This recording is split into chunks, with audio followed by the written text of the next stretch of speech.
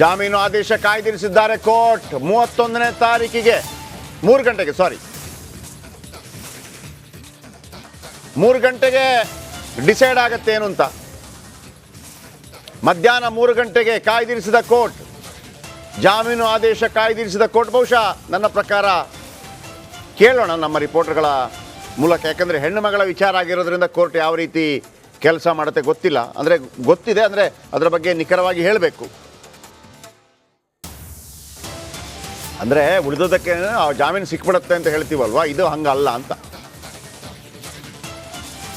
ಇದು ಒಂದು ರೀತಿಯಲ್ಲಿ ಲೈಂಗಿಕ ಕಿರುಕುಳ ಥರನೇ ಕೇಸ್ ಬರುತ್ತೆ. ಇದು ಜಾಮೀನು ಆದೇಶ ಕಾಯ್ದಿರಿಸಿದ ಕೋರ್ಟ್.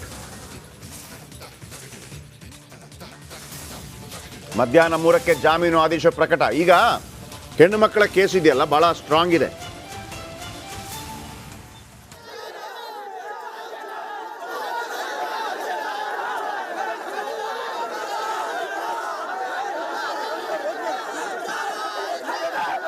ಬಸವರಾಜ್ ನಮ್ಮೊಂದಿಗೆ ಬೆಳಗಾವಿ ಕೋರ್ಟ್ ಮುಂಭಾಗದಿಂದ ನಮ್ಮೊಂದಿಗೆ ನೇರ ಸಂಪರ್ಕದಲ್ಲಿದ್ದಾರೆ. ಲೇಟೆಸ್ಟ್ ಅಪ್ಡೇಟ್ ಏನಿದೆ ಬಸವರಾಜ್? ಎಲ್ಲ ನಿಮಗೆ. ಜಯಪ್ರಕಾಶ್, ಈಗ ವಾದ ಪ್ರತಿವಾದವನ್ನು ಕೋರ್ಟ್ ಸಂಪೂರ್ಣವಾಗಿ ಆಲೈಸಿದೆ. ಒಂದು ದೌರ್ಜನ್ಯ ಮತ್ತು ನಿಂದನೀಯವಾಗಿ ವಿಚಾರವಾಗಿ ಪೊಲೀಸ್ ಪರವಾಗಿ ವಕೀಲರು ಒಂದಷ್ಟು ವಾದವನ್ನು ಮಾಡಿದ್ದಾರೆ. ಇನ್ನು ರವಿ ಪಾಟೀಲ್ ಅವರು ಸಿಟಿ ರವಿ ಪರವಾಗಿ ವಿವರವಾದಂಥ ಒಂದಷ್ಟು ವಾದ ಪ್ರತಿವಾದವನ್ನು ಆಯಿತು. ಇಲ್ಲಿ ಪ್ರಮುಖವಾಗಿ ರವಿ ಅವರ ಪರವಾಗಿ ಏನು ವಕೀಲರೇನಿದ್ದಾರೆ, ಯಾವ ರೀತಿಯಾಗಿ ಪ್ರೊಸೀಜರ್ ಆಯಿತು, ಪ್ರಕರಣ ಹೇಗಾಯಿತು ಅನ್ನುವಂಥ ಸಂಪೂರ್ಣವಾದಂಥ ವಿವರವನ್ನು ಕೊಟ್ಟರು. ಮತ್ತು ಇದು ಬೇಲಬಲ್ ಕೇಸ್ ಆಗಿದ್ದರೂ ಕೂಡ ಇದನ್ನು ನೀವು ದೃಶ್ಯಾವಳಿಗಳು ನೋಡಬಹುದು. ಕೋರ್ಟ್ ಹಾಲ್ನಿಂದ ಈಗ ಬಂದಿರತಕ್ಕಂಥದ್ದು 3 ಗಂಟೆಗೆ ಒಂದು ಕೋರ್ಟ್ನ ಜಾಮೀನು ಅರ್ಜಿ ಕಾದಿರಿಸಿ ಈಗ ಹೋಗಿರ್ತಕ್ಕಂಥದ್ದು. ಈಗ ಪ್ರತಿಪಕ್ಷದ ನಾಯಕರಾದಂಥ ಆರ್ ಅಶೋಕ್ ಬಂದಿದ್ದಾರೆ. ಅವರು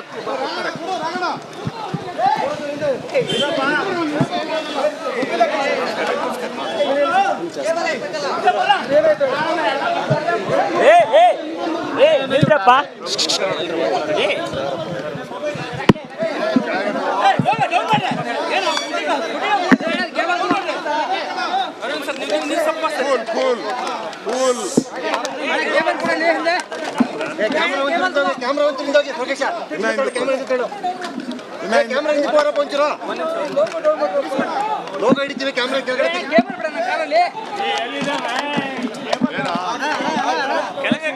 ಲೋಗ ಕೊಡಿ, ಲೋಗ ಬಿಡ್ರು, ಲೋಗ ಬಿಡ್ರು. ಓಕೆ, ಏನ್ ಗುರು ರೋಲಿಂಗ?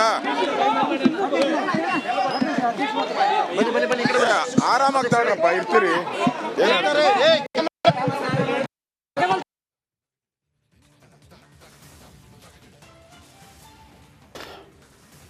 3 ಗಂಟೆಗೆ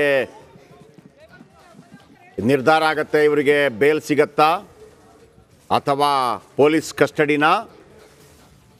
ಯಾಕಂದರೆ ಈ ಕೇಸ್ಗಳು ಭಾಳ ಸ್ಟ್ರಾಂಗ್ ಇರುತ್ತೆ. ಯಾಕಂದರೆ ಹೆಣ್ಣು ಮಗಳ ವಿಚಾರಕ್ಕೆ ಸಂಬಂಧಪಟ್ಟದ್ದು. ಮತ್ತೊಂದು ಕಡೆ ಚಿಕ್ಕಮಗಳೂರಲ್ಲಿ ಗಲಾಟೆ ನೋಡಿ. ಏನಾಗಿತ್ತು ಅಂತ ನಿಮ್ಗೆ ಗೊತ್ತಿದೆ. ಎಲ್ಲರೂ ಅವತ್ತು ಗಲಾಟೆ ಆದಾಗ ಲಕ್ಷ್ಮೀ ಹೆಬ್ಬಾಳ್ಕರ್ ಅವರ ಫಾಲೋವರ್ಸ್ ಒಂದು ದೊಡ್ಡ ಮಟ್ಟದಲ್ಲಿ ಪ್ರತಿಭಟನೆ ಮಾಡಿದರು. ಅವನಂತೂ ಒಬ್ಬ ಅಂತೂ ಮಂಗಂತರ ಎಗರ್ತಾ ಇದ್ದ. ಸಂಗನಗೌಡ PA, ಅದು ಅವರ ಏರಿಯಾ. ಚಿಕ್ಕಮಗಳೂರು ಇವರ ಏರಿಯಾ. ಅಶೋಕ್ ಮಾತಾಡ್ತಾ ಇದ್ದಾರೆ. ನಾವು ವಿಧಾನಸೌಧಕ್ಕೆ ಎಂಟ್ರಿ ಆಗ್ತೀರಿ. ಇಲ್ಲಿ ವಿಧಾನಸೌಧದಲ್ಲಿ ನಮ್ಮನ್ನು ಕರೆದುಬಿಟ್ಟು ಅರೆಸ್ಟ್ ಮಾಡೋಕ್ಕೆ ಕರೀತಾರೆ. ಇಲ್ಲಿ ನಮಗೆ ಟಾರ್ಚರ್ ಮಾಡೋಕ್ಕೆ ಕರೀತಾರೆ. ಈಗ ಸ್ಟೇಟ್ಮೆಂಟನ್ನು ಕೂಡ CT ಅವರು ಕೊಟ್ಟಿದ್ದಾರೆ. ಅವರನ್ನು ಈ ರಿಮೋಟ್ ಪ್ಲೇಸಲ್ಲಿ ಜಲ್ಲಿ ಕ್ರಷರ್ ಇರ್ತದಲ್ಲ, ಭಾಳ ಪಾತಾಳಕ್ಕೆ ಹೋಗಿರ್ತದಲ್ಲಿ, 50 ಅಡಿ 100 ಅಡಿ ಎಲ್ಲ ಪಾತಾಳಕ್ಕೆ ಹೋಗಿರ್ತದೆ. ಅಲ್ಲಿ ಕರ್ಕೊಂಡೋಗಿ ನಿಲ್ಲಿಸಿದ್ದಾರೆ. ಅಲ್ಲಿ ಕರ್ಕೊಂಡೋಗಿ ನಿಲ್ಲಿಸಿ ಫೋನಲ್ಲಿ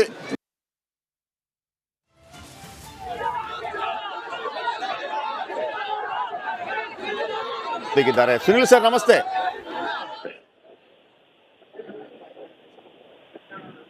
ಹಲೋ, ನಮಸ್ತೆ ಸುನಿಲ್ ಸರ್ ನಮಸ್ತೆ. ಸರ್, ಇದು ಏನಾಗುತ್ತೆ ಈಗ? ಇದು ಈ ಕೇಸ್ ಇದೆಯಲ್ಲ, ಇದು ಕೇಸು ಎಷ್ಟು ಪ್ರಬಲವಾಗಿರುತ್ತೆ ಮತ್ತು ಇದಕ್ಕೆ ಕೋರ್ಟ್ನಲ್ಲಿ ಯಾವ ರೀತಿಯ ಮಾನ್ಯತೆಗಳೆಲ್ಲ ಹೇಳ್ಬೋದಾ?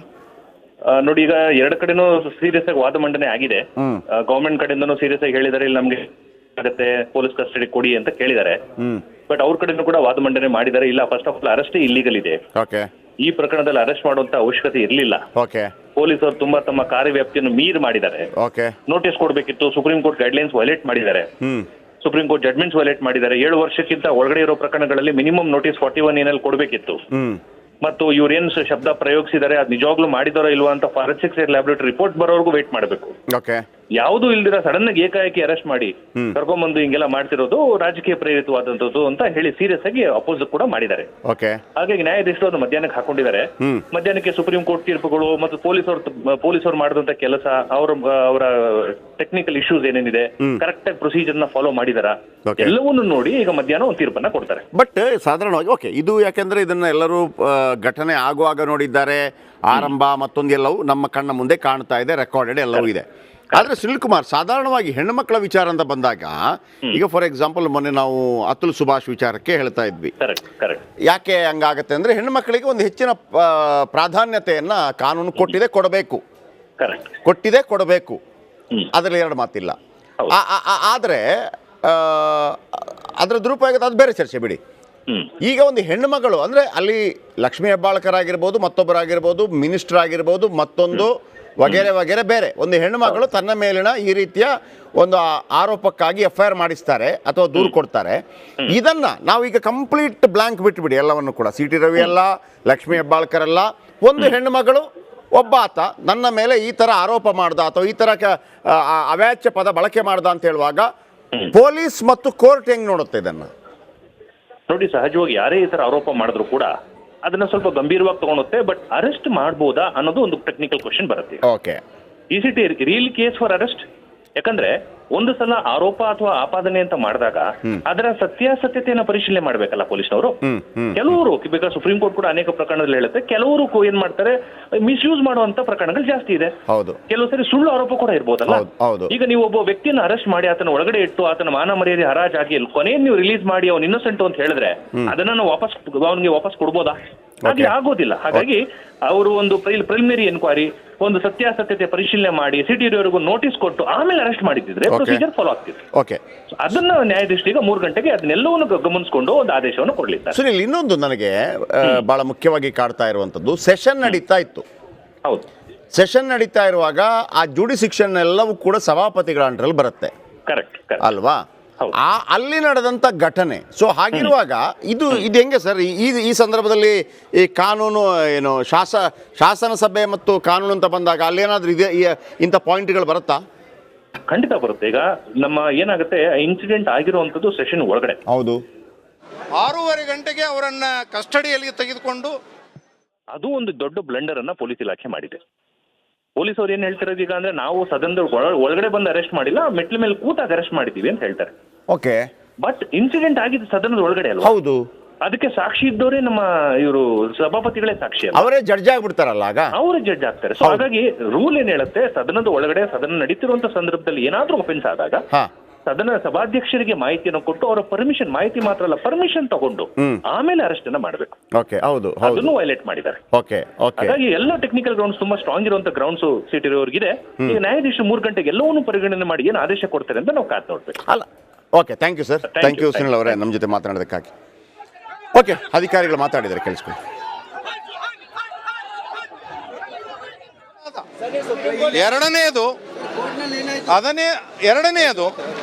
ಎರಡನೆಯದು ಈ ರೀತಿಯಾದಂಥ ಅರೆಸ್ಟನ್ನು ಮಾಡಲಿಕ್ಕೇ ಬರೋಲ್ಲ.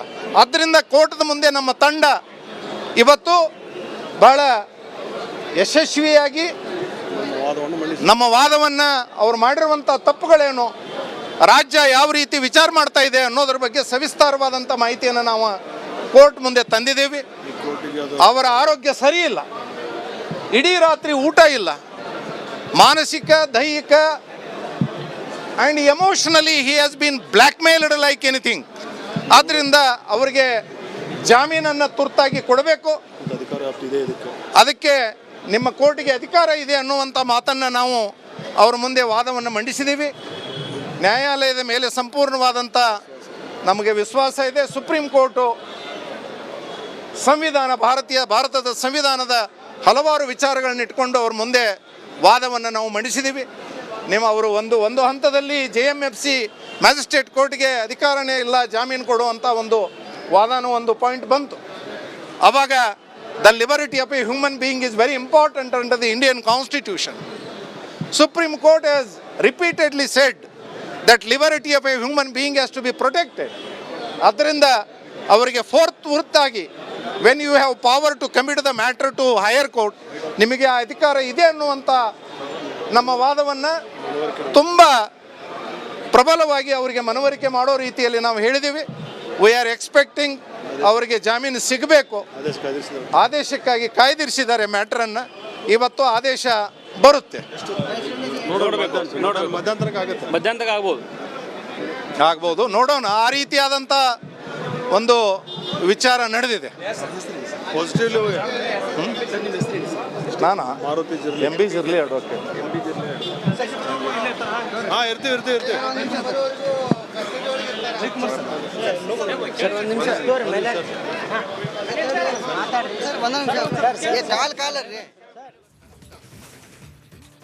ಗೆ 3 ಗಂಟೆಗೆ ಇದರ ಬಗೆಗಿನ ನಿರ್ಧಾರ ಹೊರಬೀಳಲಿದೆ, ಆದೇಶ ಹೊರಬೀಳಲಿದೆ. ನಾವು ಆಲ್ರೆಡಿ